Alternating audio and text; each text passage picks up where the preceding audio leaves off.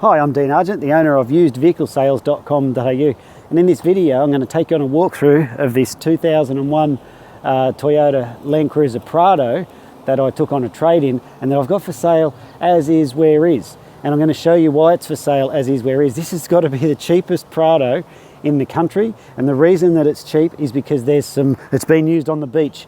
And I'm going to take you for a walk under there in just one sec, and I'm going to show you what needs to be replaced. Now, I've had this car, I took this car on trade-in, and you can see there it's got Queensland Rego out until 11th of December. This car is not going to last long because it's loaded with features, and if you're a handy fella or a girl, you're going to have this thing up and running and be your daily in no time. So I'm going to go for a walk around first. I'm going to show you everything that's right with it. I'm going to show you everything that's wrong with it. Not that there's that much wrong, by the way. And we'll go from there.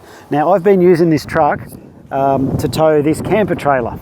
So I take my family out on the weekends. They like that Prado because of the 7 seats. So there's our camper trailer there. I think it weighs about 750. It tows it really well, and it's good.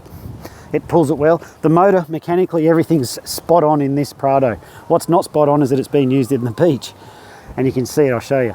But as you walk around, like, you know, got a minor scuff there, that's nothing. Blacked out wheels, tyres are all in a roadworthy condition. No rust in the body at all. It's got that massive big, you know what we've been using that for, that big roof rack. I take the kids camping, and what they do, Dad, can we climb up in there? No worries. They climb up in there and we just chill out and spend like an hour or two relaxing up there on a mattress. So just a really cool thing to do. Now, got the side steps on it. No dents down this side. That spider web is free. That's got the tinted windows as well, see? Come down here. There is a little bit of a panel thing there. Not a big deal. Come around the back here. That tow hitch does not come with it because that's the one for my camper van. The tow bar thing, this part here does, but I have to take that part there off, whatever that thing's called. And you can see there's been some sort of repair happened here. I don't know what it is. It's not bad, but hey, it's there. And someone's tried to repair it and you can see it. That's it for the extent of the body issues. There's no rust in it. The thing's red hot. Like no rust in the body. There is some rust underneath. I'm going to get under the car in a second and show you. So walk around. Not a dent in the body. It's red hot. Like I said, let's have a look inside. It's got power everything. Power windows. Got this cool little CD player. It's got cruise control. Got that stuff in there for plugging the phone into the radio. Sub tank. And the sub switches down here. Got cruise control, power windows, air conditioning, all that stuff. Everything worked. The aircon wasn't as cold as it could have been. It probably could do with a little top up of gas, but you know, it's not critical. It still kind of works is what I'm saying, which just means that everything's working fine. It's just low on gas. See the 7 seats, the reason that they're down is because my kids, they sit in the back here when we're traveling. They sit there and they put their feet up on here and think that they're in a limo. That's what kids do, right? So let's go around the back here. Well, got a bit of space in the back there. Again, with the 7 seats, a lot of space in these fellas. Good truck all round. Now, have a look in this door. Electric windows, I left that out before. Looks like we've left something there. One of the kids' jackets. Oh well. There we go. I'm just taking you on a good look through. So the car's there, complete, works, starts, drives, all good. There's a little dent in the driver's seat. It doesn't need to be repaired, but you could repair it if you want. There's no steel showing. That's the rules for the roadworthy. So that's okay like that. That's not a roadworthy issue. I got the key here. I might as well start it, eh? Haven't started it for a week or so. And just knock her out of gear. Bang, first go, she just starts. 305,000. Whoop, I was leaning on the horn. The engine light's not on, nothing like that. It's all good.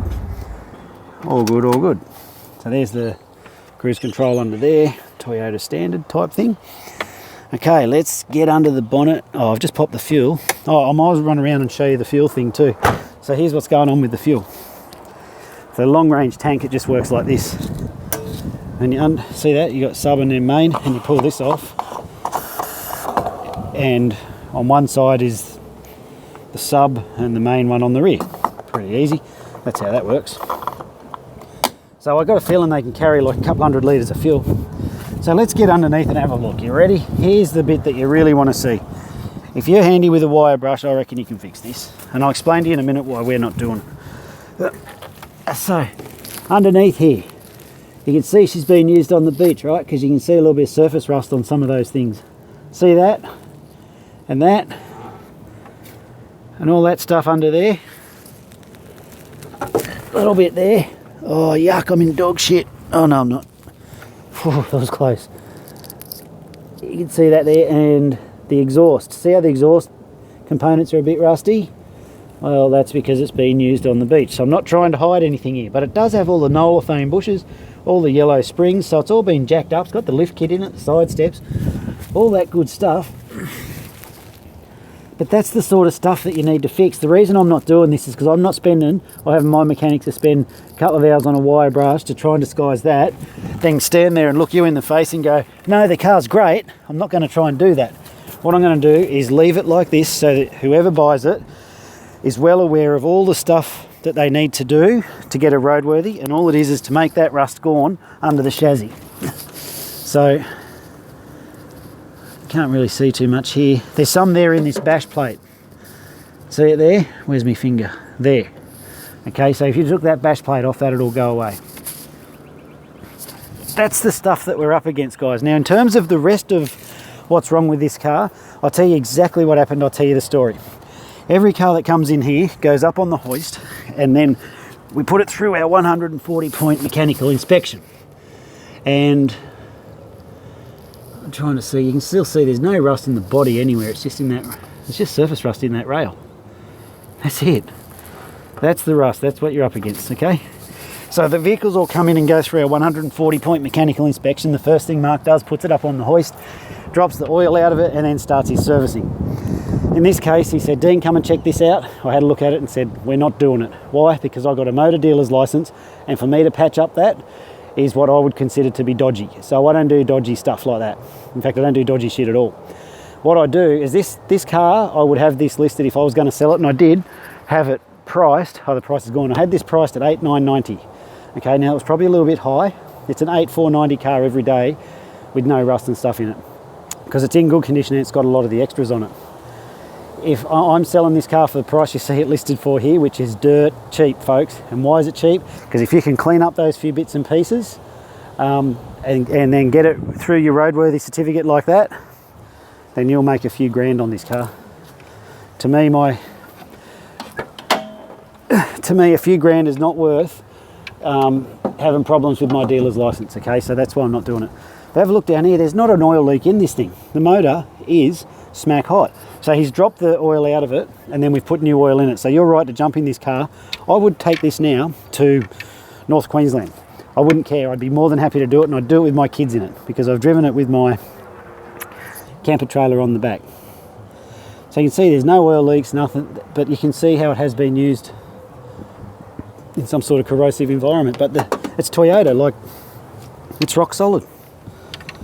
So I hope that's given you a pretty good walkthrough and a pretty good understanding of what's going on. Someone's put new leads on it. It starts fine, runs fine, engine doesn't miss a beat, gearbox is good, transfer case is good, four-wheel drive, all that works. Everything's good there. So let me tell you what comes with this car and what does not come with the car. What comes with it is everything I've just shown you there. That's the car complete like that. Please don't ask me, can you get your mechanic to do the work to make it roadworthy? Because my answer will be no. Why? Because we turn 20 cars a month. You can see all the cars I've got around here, and we got all that going on. He doesn't have enough time to do little projects like this. So what he does is he'll work on, say, something like this one, and he'll just put that on there. That will be a very quick and easy, because it's been full maintained, just came in, it's been full maintained all its life. He'll just change the oil, do a quick service, do the brakes, do whatever else it needs. I know that that one does not have anywhere near the mechanical work that one does, and I've already showed you what it needs, all that scrubbing and stuff. So that's why we're not going to do it, because it ruins his quotas and it ruins his bonuses. Okay, so that's what really happens. So that's why I'm not going to say to you, yes, I'll get it done for you. But there's the vehicle. You can see everything that's going on with it there.